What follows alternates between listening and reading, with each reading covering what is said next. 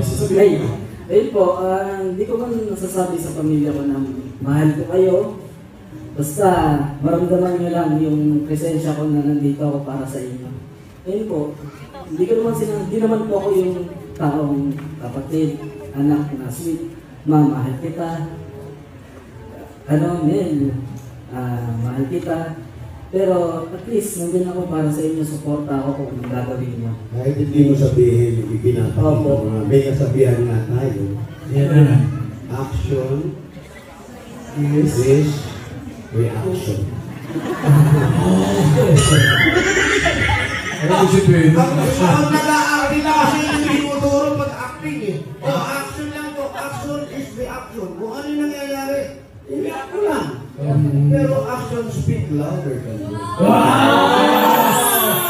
Habang may buhay, may... Tama.